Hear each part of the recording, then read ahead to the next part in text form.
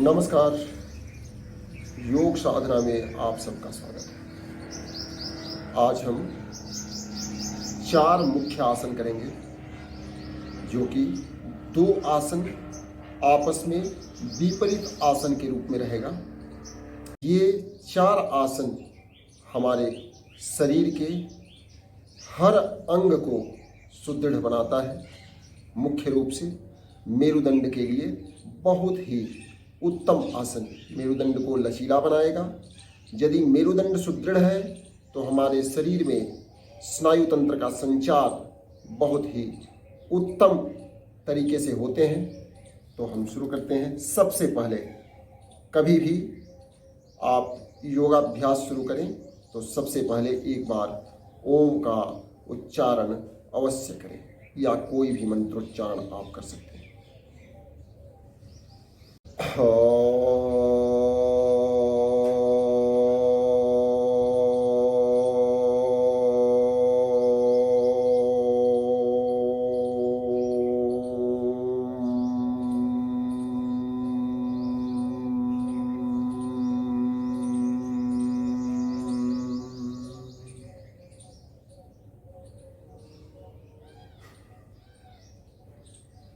अब हम करेंगे पश्चिमोत्तानासन। पश्चिमोत्तानासन में दोनों पैर बिल्कुल सीधा रहेंगे, दंडासन की स्थिति में आ जाएंगे। दोनों हाथ हथेली अपने नितंब के पास, मेरुदंड बिल्कुल सीधा रहेगा। अपने अंगूठे को पीछे की तरफ खींचेंगे, हाथ को ऊपर की तरफ उठाएंगे, सांस अंदर भरेंगे, सांस छोड़ते हुए धीरे धीरे नीचे जाएंगे। अपने पेट के भाग को अंदर की तरफ खींचेंगे, नाभि को अंदर की तरफ खींचेंगे, सांस को छोड़ेंगे। अंगूठे के ऊपर हाथ रखेंगे या अंगूठा पकड़ लेंगे। अपने कीहुनी को जमीन में स्पर्श करने का प्रयास करेंगे। अपने आप आपका सर नीचे की तरफ जाएगा, कीहुनी जमीन में स्पर्श करेगा, सर नीचे की तरफ जाएगा। तो फिर से एक बार करेंगे। पहले ऊपर आना है, धीरे धीरे सांस भरते हुए ऊपर आना है, फिर यथास्थिति में आना है। ये दंडासन का स्थिति है। इस स्थिति से पुनः प्रयास कर रहे हैं। हाथ दोनों ऊपर, बिल्कुल सीधा, सांस अंदर भरना है, सांस छोड़ते हुए धीरे धीरे नीचे। नाभि को अंदर खींचे, पेट के सभी ग्रंथियों को अंदर की तरफ खींचे, हाथ से अंगूठे को पकड़ें, केहूनी को जमीन में स्पर्श करें और अपने घुटने को ऊपर न उठाएं। थोड़े देर के लिए यहाँ पर रुकने का प्रयास। फिर सांस भरते हुए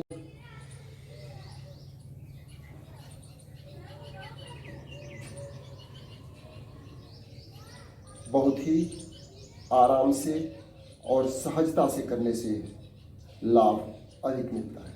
अगला अभ्यास इसके विपरीत आसन। विपरीत आसन का अर्थ होता है कि यदि हम किसी आसन में आगे की तरफ झुके हैं तो पीछे की तरफ झुकने का आसन भी करना चाहिए। इसको पश्चिमोत्तानासन बोलते हैं, जो हम अभी अभ्यास किए। अब हम करेंगे पूर्वोत्तानासन। इसमें हमारे शरीर के अग्रभाग में तनाव आएगा। अभी जो अभ्यास किए थे पश्चिमोत्तानासन में, उसमें हमारे शरीर के पृष्ठ भाग में, मीन्स हमारे कफ मसल्स, हैमस्ट्रिंग, आपके नितंब, मेरुदंड, गर्दन, इन सभी पिछले भाग में तनाव आया था। इसमें पिछले भाग में इधर तनाव आया। अब जो हम अभ्यास करेंगे पूर्वोत्तानासन, इसमें सभी ऊपरी भाग में तनाव आएंगे। आपके तलवेस के ऊपरी भाग से लेकर के यह कफ मसल्स के ऊपरी भाग, ये क्वाड्रिसेप्स, एब्डोमिनल पार्ट, आपके वक्षस्थल और कंधे, गर्दन पीछे की तरफ।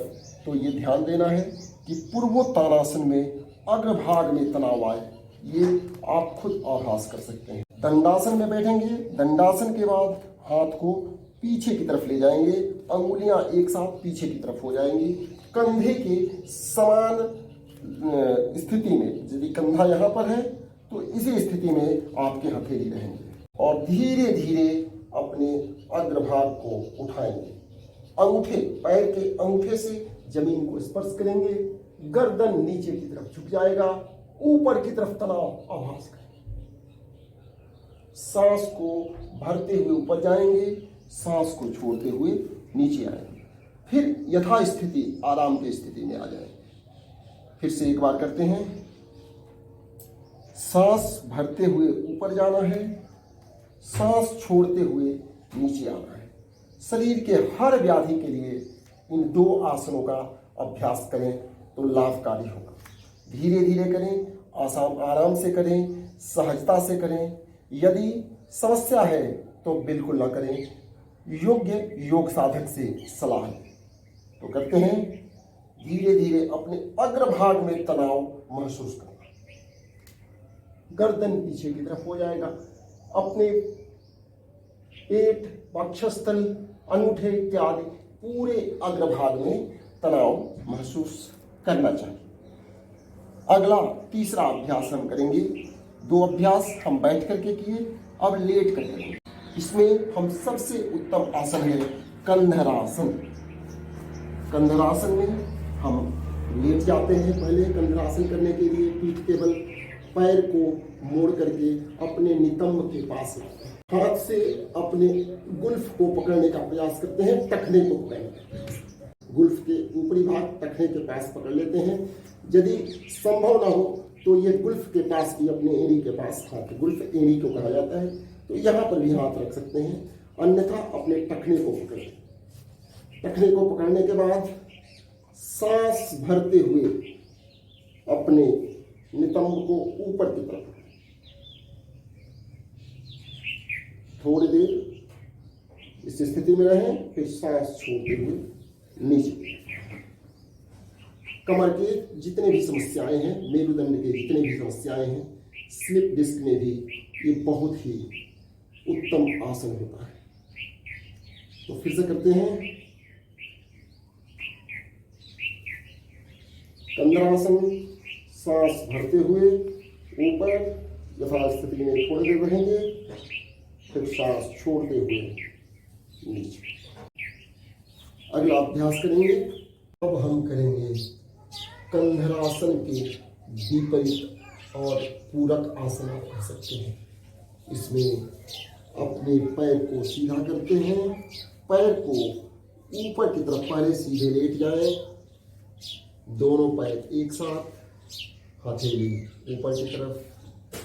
अब हम अपने पैर को उठाएंगे, अपने शरीर के पिछले भाग को भी उठाएंगे, शरीर के ऊपरी भाग और अग्र भाग को उठा करके ये रहा नौकासन। धीरे धीरे नीचे जाएंगे। यह कंधरासन का विपरीत आसन है, नौकासन। एक बार और अभ्यास करते हैं।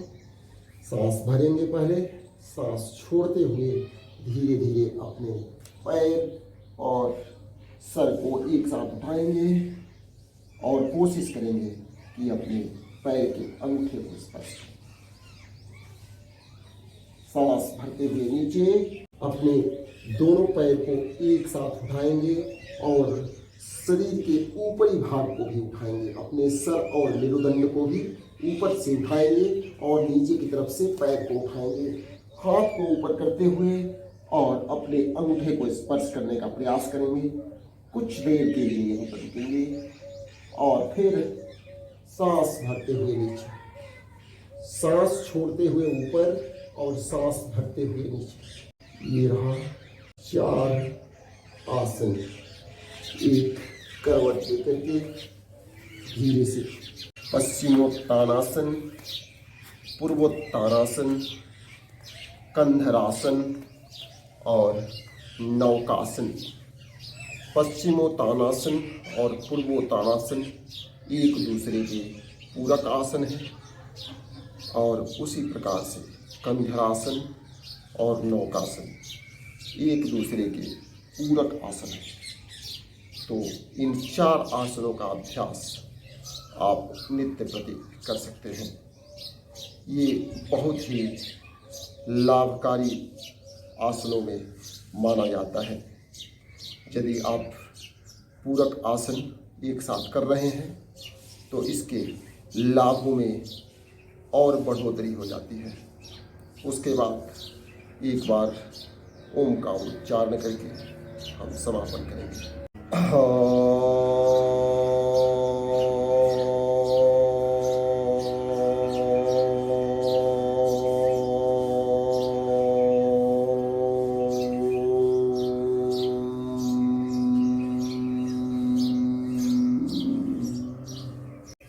शांतचित्त होकर के आँख को बंद रखें, अपनी हथेली को आपस में मिलाएं, फिर घर्षण करें जब तक कि हथेली गर्म ना हो जाए।